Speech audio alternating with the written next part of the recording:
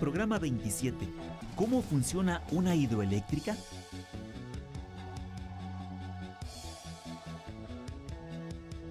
En este programa identificaremos las características y el funcionamiento de plantas generadoras de electricidad.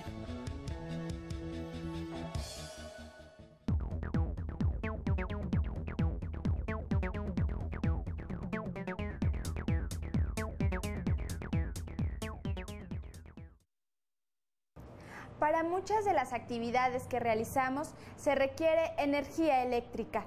¿En dónde y cómo se genera la electricidad en México? Acompáñenme a ver la siguiente cápsula. En el año de 1937, en nuestro país, había un poco más de 18 millones de habitantes y menos del 40% contaba con servicio de energía eléctrica.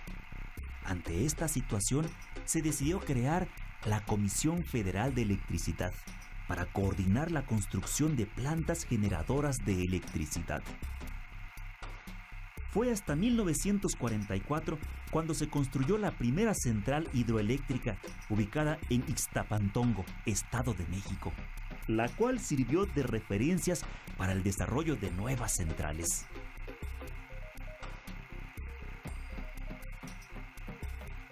Desde su fundación, la Comisión Federal de Electricidad ha realizado un sinnúmero de obras que han impulsado el desarrollo de nuestro país. Más de 120 plantas generadoras de diversos tipos proveen la mayor parte de la demanda de energía eléctrica de la población. Estas son plantas hidroeléctricas, termoeléctricas. Se encuentran también en menor número las geotermoeléctricas, las carboeléctricas, las eoloeléctricas y una nucleoeléctrica. Todas estas plantas generan más de 49,000 megawatts.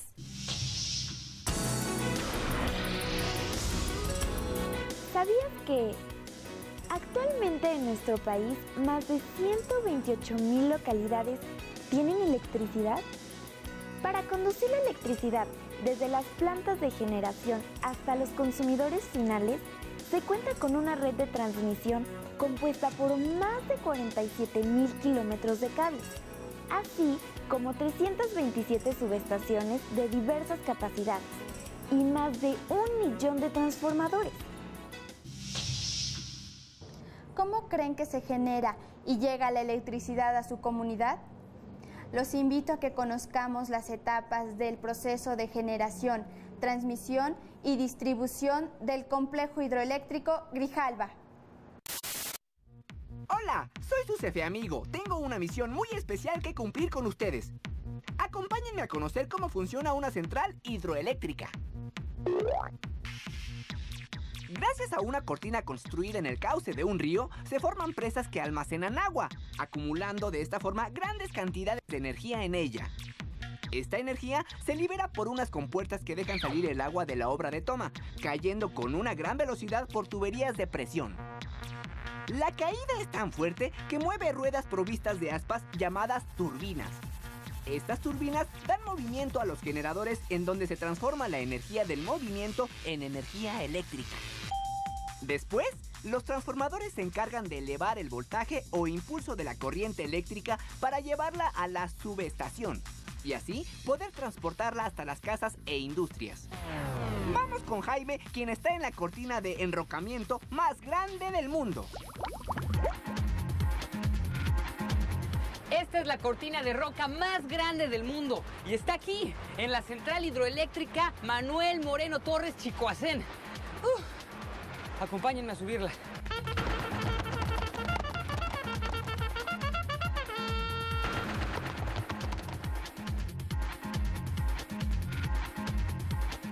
Esta cortina está hecha de corazón de arcilla, que es un material impermeable, y mide 262 metros de altura, casi lo mismo que 26 autobuses formados en línea recta.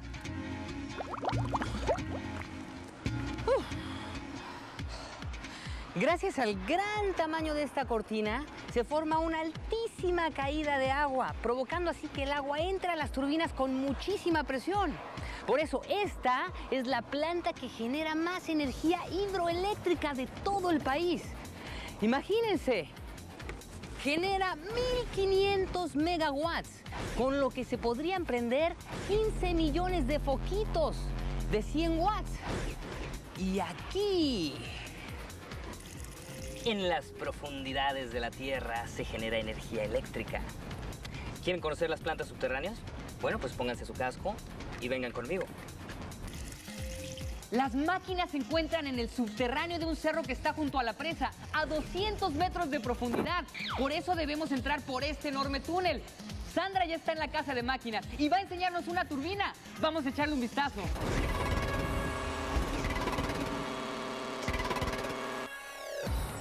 Esta turbina funciona muy parecido a la turbina que nos mostró Amperix y es totalmente igual a las turbinas que se encuentran instaladas en la planta.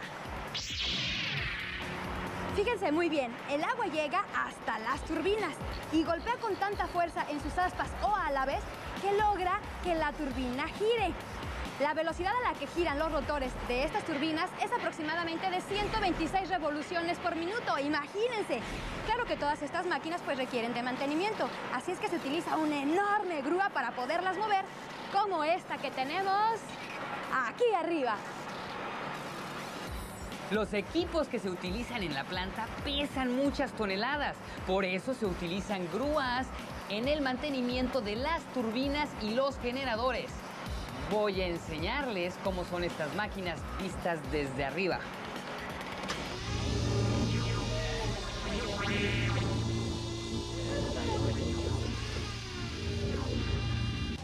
Abajo de estos círculos azules se encuentran las turbinas y los generadores, que a diferencia con otro tipo de plantas eléctricas, aquí se encuentran instalados en forma vertical para que el túnel sea más profundo y la caída del agua gane más altura y tenga más fuerza.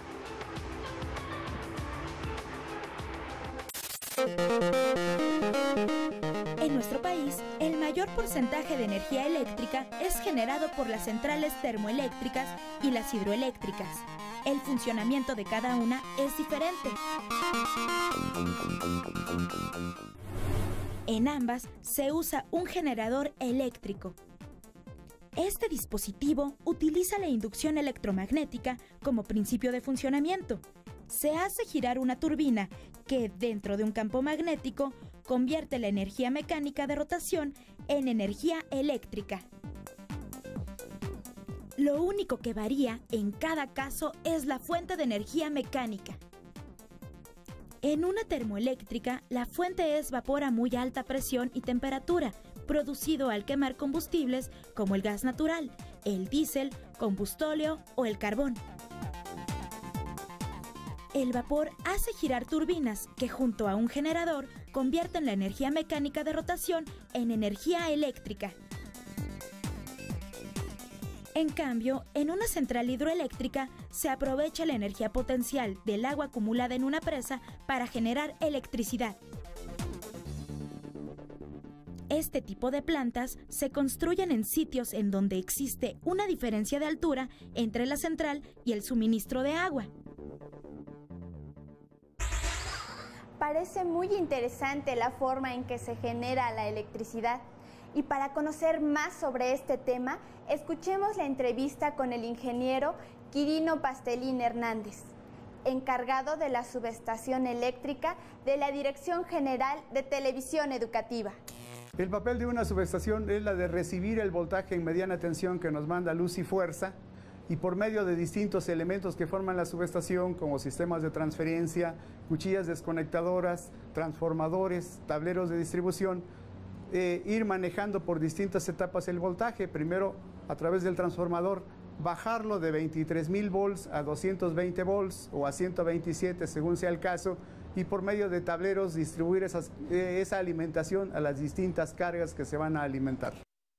Las medidas de seguridad para desempeñar el trabajo en una subestación son extremas. En principio se debe utilizar todo el equipo de seguridad del que se pueda tener, y que en este caso es exigente para trabajar en una subestación, como casco, guantes, zapatos con suela dieléctrica, porque en una subestación, cuando no está bien protegida, es peligroso hasta, por ejemplo, dar pasos largos. Entonces se dice que se debe marcar un paso corto dentro de una subestación, precisamente para evitar que haya una descarga de corriente a través del organismo.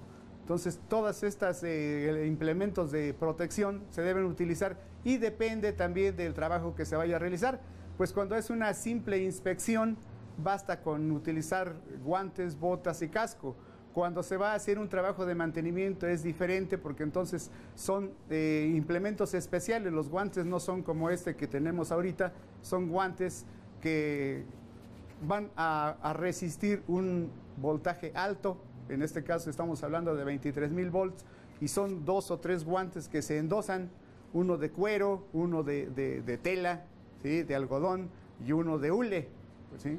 Entonces esos son los que se utilizan para poder trabajar, aparte de las precauciones que hay que tomar en aterrizar de manera correcta los equipos que se manejan, como los transformadores, que es el que puede generar un accidente, sobre todo cuando no se aterriza, y las cargas estáticas que mantienen pueden llegar incluso a matar a una persona.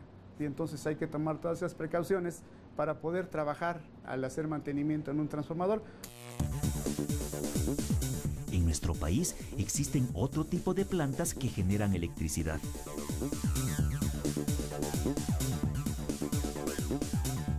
Las carboeléctricas son termoeléctricas duales, puesto que utilizan carbón y, en algunos casos, combustóleo.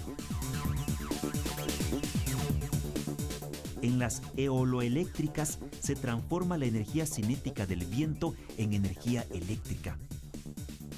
Y en las nucleoeléctricas se utiliza la energía liberada al romper átomos de uranio en un reactor nuclear para producir vapor y alimentar el generador.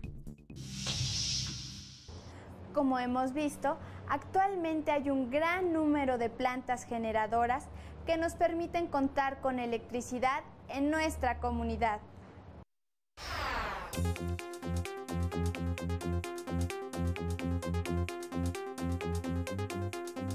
¿Cuál es el impacto ambiental de las centrales termoeléctricas, hidroeléctricas y nucleoeléctricas? Al construir las plantas hay pérdida de áreas verdes, desvío de agua de ríos o lagos, contaminación del aire y del agua, incremento en el nivel de ruido y otros factores que afectan al clima, a los diversos ecosistemas y a actividades como la agricultura y la ganadería. Una alternativa es buscar y hacer eficientes otras fuentes de energía, como el viento o el sol.